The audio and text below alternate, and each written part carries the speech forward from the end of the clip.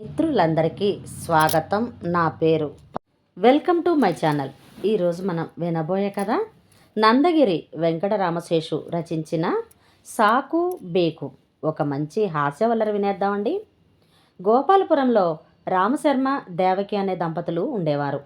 రామశర్మకి సరిగ్గా చదువు వంటబట్టకపోవడం చేత బ్రాహ్మణత్వం చేసుకుంటూ పెద్దలిచ్చిన స్వంతింట్లో కాలం గడుపుతున్నాడు. అతని భార్య కూడా బాగా తెలిసిన వారిళ్ళకి వెళ్ళి అవసరమైన సహాయం చేసి పదో పరకో తెచ్చుకునేది.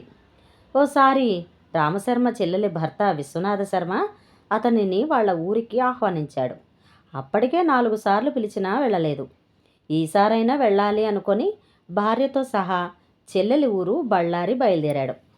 వెళ్ళిన 2 రోజులకు బావగారి వెనక తిరుగుతూ ఉన్న రామశర్మకి అక్కడంతా బాగున్నట్లు అనిపించింది. ఆ రోజు విశ్వనాథ శర్మ బయలుదేరుతూ, బావా మీరు రండి, ఈరోజు రాఘవేంద్ర గారింట్లో భోజనాలు సంభావనలు రెండు దండిగానే ఉంటాయి. కాకపోతే వాళ్ళు కన్నడిగులు. అయినా నేనున్నాను కదా, మీకేం ఇబ్బంది లేదు అంటూ ధైర్యం చెప్పి తీసుకువెళ్ళాడు. అక్కడికి వెళ్ళాక విశ్వనాథ శర్మ పూజా కార్యక్రమంలో ఉండిపోయాడు. పాపం రామశర్మకి ఏమీ తోచలేదు. అపరాహ్నానికి భోజనాల వడ్డింపు మొదలైంది. చాలామంది బ్రాహ్మలు ఉన్నారు. ఇంతలో గబగబా విశ్వనాథ శర్మ రామశర్మ దగ్గరకు వచ్చి, బావా ఏమనుకోకండి, పూజలో ఉన్న మాకు లోపల వడ్డిస్తున్నారు. మీకు అందరితో పాటు పందిట్లో విస్తరేస్తారు. చక్కగా నిర్మోహమాటంగా తినండి అని చెప్పాడు. అది సరే బావా, నాకు భాష రాదే, ఎలాగ మరి అడిగాడు రామశర్మ. ఏముంది, మీ దగ్గరికి రాగానే మీకు కావాలనుకుంటే బేకు అనండి, వాళ్లే వేస్తారు. మీకు చాలు అనుకుంటే సాకు అనండి అని చెప్పి లోపలికి హడావుడిగా వెళ్ళిపోయాడు విశ్వనాథ శర్మ. సాకు బేకు పదాలను వల్లెవేసుకుంటూ కూర్చున్నాడు రామశర్మ. కాసేపటికి వడ్డన మొదలై భోజనాలకి పిలుపు వచ్చింది. అన్ని వంటకాలు కొంచెం కొంచెం వడ్డించారు. అందరూ లొడలొడా మాట్లాడుకుంటూ నవ్వుకుంటూ తింటున్నారు. పదార్థాలు వస్తున్నాయి. రామశర్మ సాకు అంటున్నాడు. వాళ్ళు వేయకుండానే వెళ్ళిపోతున్నారు.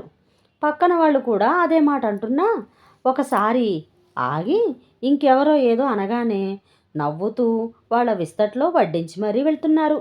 రామశర్మ ఎన్నిసార్లు సాకు అన్నా వేయడం లేదు. ఆకలితో అలమటించిపోతున్నాడు రామశర్మ.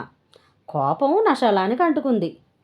వడ్డించడం ఒకవాడికి వచ్చిన వాడి మీద నీ సాకు సట్టబండలుగాను 2 బేకులు వేకవయ్యా అని అరిచాడు. వాడు బిత్తరపోయి వాడి చేతిలోని పదార్థాలు వడ్డించాడు భయంగా. ఆ తర్వాత మిగిలిన వడ్డన వాళ్ళు కూడా అతనేమి అడగకపోయినా వడ్డిస్తూ వెళ్ళారు. మొత్తానికి మన రామశర్మ సుష్టుగా భోంచేసి తృప్తిగా తేంచాడు. సంభావన కూడా దండిగా ముట్టడంతో మరింతగా ఆనందించాడు. జరిగిన విషయం విశ్వనాథ శర్మకు చెబితే పడి నవ్వి, సాకు అంటే చాలు అని అర్థం. మీరు ప్రతిసారి సాకు అంటే వాళ్ళు వద్దన్నారని వేయలేదు. మొత్తానికి వడ్డించే వాళ్ళను కూడా గజగజలాడించారన్నమాట అన్నాడు. మరి నా పక్క వాళ్ళు సాకు అన్నా వేశారుగా అన్నాడు రామశర్మ ఆశ్చర్యంగా. అక్కడ వాళ్ళంతా స్నేహితులు, చుట్టాలు. వాడికి తినిపించాలని వీడికి తినిపించాలని వాడు పోటీల మీద తింటారు. మామూలేగా. మీకు భాష రాకపోవడం వల్ల అంతా ఈ రభస జరిగింది.